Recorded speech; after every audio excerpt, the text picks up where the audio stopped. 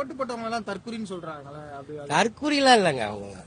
அவங்களாம் ரசிகர் மனநிலை உள்ளவங்க. தற்குறின்னு யாருங்க இருக்கிறா? தெளிவா தானே ஓட்டு போட்டிருக்காங்க. அப்படி யாரும் திருட்டுத்தனமா வெளிநாட்டுல வந்து என்ஆர்ஐகள் வந்து நிறைய பேர் திருட்டுத்தனமா ஓட்டு போடுறவன் தெளிவா திருட்டுத்தனமா தானே பண்ணிருக்கான். அவன் எப்படி தற்குறியா மாறுவான்?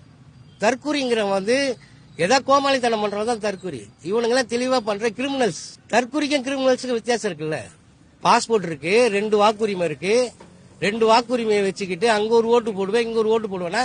அப்ப நீ கிரிமினல் தானே. கிரிமினலுக்கு தானே ஓட்டு போட்டு தானே நீ ஜெயிச்சிருக்க. தற்குறிலாம் சொல்லக்கூடாது. கிரிமினல் பசங்க அப்பா அம்மாவை மிரட்டுறானுங்க, செத்துருவேன் நீ ஓட்டு போடலனா அப்படின்னு சொல்ற மிரட்டுறவன் யாரு? தற்குறியா? கிரிமினல்ஸ் ஓட்டு போட்டு தான் நீ ஜெயிச்சிருக்கிற. குழந்தைங்க சொன்னா விஷத்தை குடிச்சா குடிச்சிருவீங்களா? நீங்க இப்ப குடிச்சிருக்கீங்க, அப்படிதான் குடிச்சிருக்கீங்க, விஷத்தை குடிச்சிருக்கீங்க. குழந்தைங்க சொன்னாங்கன்னு விஷத்தை குடிச்சிருக்கீங்க. நம்மளால காப்பாற்ற முடியாது. 1 வருஷம் 2 வருஷம் கஷ்டப்பட்டால் அழுதாலும் அவதான் புள்ள பெத்துக்கணுங்கிற மாதிரி எவ்வளவு கஷ்டம் இருந்தாலும் நம்ம தான் தாங்கி ஆகணும்.